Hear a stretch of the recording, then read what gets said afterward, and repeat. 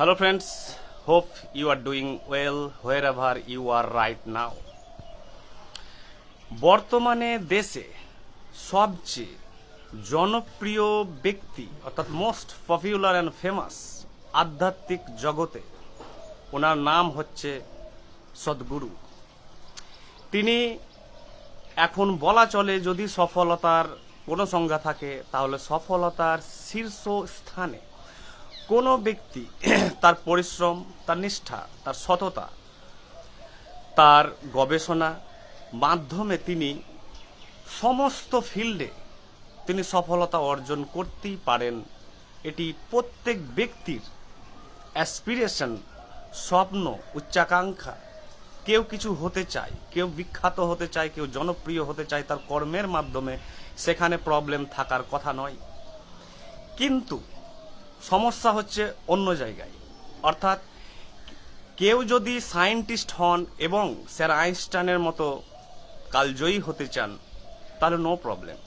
Sir Newton আছেন, তেমনি দার্শনিকরাও আছেন, সাহিত্যিক আছেন, মনস্তত্ত্ববিদরা আছেন। সমস্যা হচ্ছে এইখানে যে তিনি কিন্তু হাজার হাজার ব্যক্তিদের কিন্তু দীক্ষা দিচ্ছেন, অর্থাৎ তিনি কিন্তু আলোকিত এই মনোভাব নিয়ে তিনি দীক্ষা দিচ্ছেন। এই দীক্ষা ভারতীয় বৈদিক ঐতিহ্যে দীক্ষা দেওয়ার অধিকার একমাত্র সেই আধ্যাত্মিক ব্যক্তির বা দার্শনিকের আছে যিনি নিজে আলোকিত। আলোকিত গুরু ছাড়া, আলোকিত মাস্টার ছাড়া, অর্থাৎ এনলাইটেন মাস্টার, আলোকিত দার্শনিক ছাড়া কারো অধিকার নেই দীক্ষা দেওয়ার।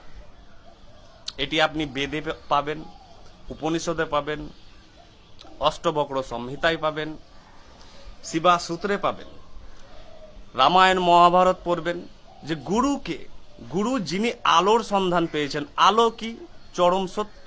চরম সত্য কি? অব্যক্ত। সেই অব্যক্ত সত্যকে যিনি ধ্যানে, নীরবে, আধ্যাত্মিক উপাসনায় পেয়েছেন, একমাত্র তারই কিন্তু অধিকার আছে। কিন্তু সদ্গুরুকে যখন জিজ্ঞেস করা হয় যে আপনি কি আলোকিত, তখন তিনি কিন্তু বারবার একটি কথা নিজেই বলেন যে তিনি হচ্ছেন সিকার, SEEKER। সিকার মানে অন্বেষণকারী। অন্বেষণকারী তিনি হন, অর্থাৎ আমরা এই 700 কোটির পৃথিবীতে আমরা সবাই অন্বেষণকারী, এক্সপ্লোরার। আমরা এক্সপ্লোর করছি, অন্বেষণ করছি অসংখ্য জিনিস। কেউ ম্যাটেরিয়াল প্রসপারিটি, কেউ স্পিরিচুয়াল প্রসপারিটি, কেউ সায়েন্টিফিক জগতে আছেন, কেউ দর্শন, কেউ মনস্তত্ত্ব, কেউ সাহিত্যের জগতে, কেউ কর্পোরেট জগতে, সবাই কিছু না কিছু অন্বেষণ করছেন। কিন্তু এই সমস্যা, যদি তিনি ব্যবসায়িক হতেন, তিনি বিজ্ঞানী হতেন, সমস্যা ছিল না। সমস্যা হচ্ছে এখানে যে তিনি আলোকিত না হয়ে, অর্থাৎ তিনি এখনো শিকার। শিকার কে? যিনি শিষ্য, যিনি এখনো সত্যের সন্ধান পাননি, যিনি সত্য অন্বেষণে এখনো দিন রাত পরিশ্রম করে যাচ্ছেন, যেমন আমরা দেখেছি গৌতম বুদ্ধকে। তাহলে যিনি আলোকিত নন তিনি কিভাবে দীক্ষিত করতে পারেন অসংখ্য ব্যক্তিদের? ওনার অনুগামী কিন্তু হাজার হাজার, লক্ষ লক্ষ, কোটি কোটি।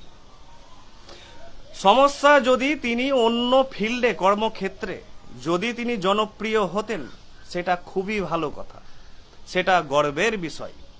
কিন্তু এই জগৎ খুব স্পর্শকাতর এবং এই জগৎ সম্পূর্ণ অন্যান্য জগৎ থেকে সম্পূর্ণ ভিন্ন।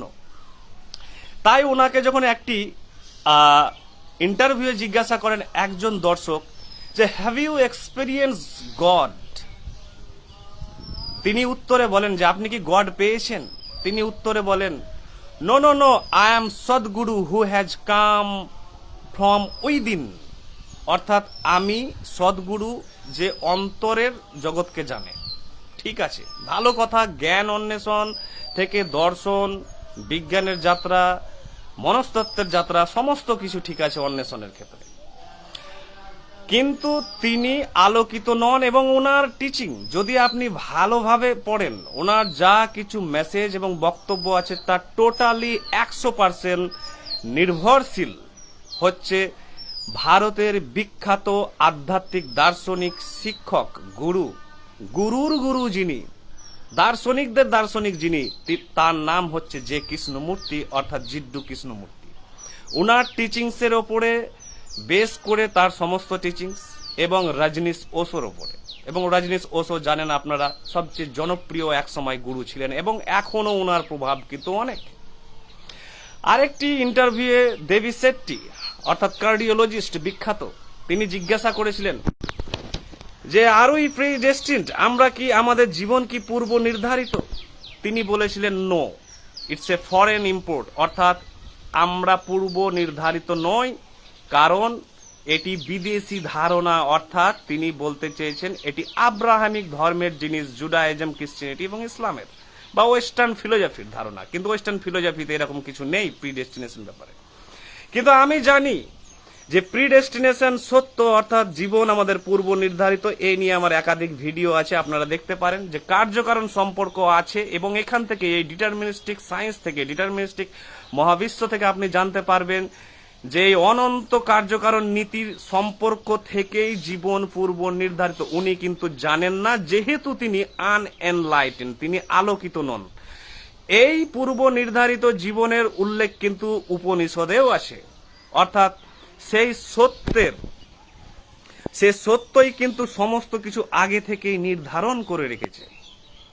তাহলে যিনি আলোকিত নন, তার কাছে হাজার হাজার মানুষ, শিক্ষিত, অর্ধশিক্ষিত, অশিক্ষিত ব্যক্তিরা, মানে আমি ওই সেন্সে বলছি যারা অসচেতন, তারা কিন্তু বিশ্বাসের ওপর ভিত্তি করে ওনার কাছে দীক্ষা নিচ্ছেন। এবার আপনি মনে করুন আফ্রিকার জঙ্গল দিয়ে যে ব্যক্তি আগে যাননি, তিনি যদি কোনো বৃহৎ সংখ্যক লোকের গাইড হয়ে তাদের সাহায্য করার চেষ্টা করেন যে জঙ্গল পার হতে হয় কিভাবে, তিনি কি পারবেন? পারবেন না। তিনি দিগ্ভ্রান্ত হয়ে যাবেন, তিনি কিন্তু পথ হারিয়ে ফেলবেন।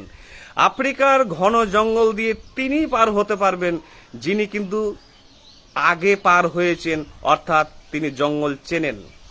এই অর্থে একজন বিখ্যাত দার্শনিক বলেছেন, অন্ধ ব্যক্তি যদি আর একজন অন্ধ ব্যক্তিকে রাস্তা পার করাতে যায়, তাহলে দুজন ব্যক্তি কিন্তু গর্তে পড়বে। আর এটি হচ্ছে সদ্গুরুর ব্যাপার। সদ্গুরুর বিরুদ্ধে আমার কোনো ব্যক্তিগত বা আমার কোনো প্রফিটের ব্যাপার না। এটি আমি দীর্ঘদিন ধরে ভেবে এসেছি যে উনি আলোকিত নন। শুধু সাজ পোশাক বা ড্রেস আমরা চেঞ্জ করে ঐশ্বরিক ভাব বা অলৌকিক ভাব বা আধ্যাত্মিক ভাব নিয়ে নিলেই কিন্তু আমাদের কিন্তু সমস্ত কিছু জাস্টিফাই করা যায় না। জাস্টিফাই করা যায় আধ্যাত্মিক জগতে, দার্শনিক জগতে, বিজ্ঞানের জগতে একমাত্র জ্ঞানের প্যারামিটারে আপনাকে বিচার করে যে আপনি আলোকিত কি আলোকিত নন। তাই সদ্গুরুর বিরুদ্ধে আমার ব্যক্তিগত বা কোনো প্রোপাগান্ডা নেই যে এই ধর্ম বা সেই ধর্ম। আমি শুধু সত্য বলতে চাই, যেমন সদ্গুরু জিজ্ঞাসা করেন, যে দাবি করেন যে সত্য। তো সত্য হচ্ছে এটাই যে তিনি আনএনলাইটেন্ড এবং তিনি সত্যের সন্ধান পাননি। না তিনি বোধিসত্তা অর্জন করেছেন, না তিনি বৈদিক ঐতিহ্যে কোনো আলোর সন্ধান পেয়েছেন। তাহলে ওনার কাছে দীক্ষা কেন? এবং ওনার আন্ডারে এখন পর্যন্ত কেউ কি আলোকিত হয়েছেন? হননি, আর হবেনও না। কেন? কারণ আলোকিত গৌতম বুদ্ধের আন্ডারে হয়েছিল অনেকে, কারণ গৌতম বুদ্ধ আলোকিত দার্শনিক ছিলেন, কিন্তু সদ্গুরু আলোকিত দার্শনিক নন। কিন্তু সদ্গুরুর কোটি কোটি অনুগামী, তাদেরকে আমার বেস্ট উইশেস, সর্বদাই শুভেচ্ছা যে আপনি যদি তার আন্ডারে থেকে আলোর সন্ধান পান, খুবই ভালো কথা। কিন্তু সত্য এবং বাস্তব হচ্ছে এটাই যে তিনি আলোর সন্ধান পাননি। Thank you.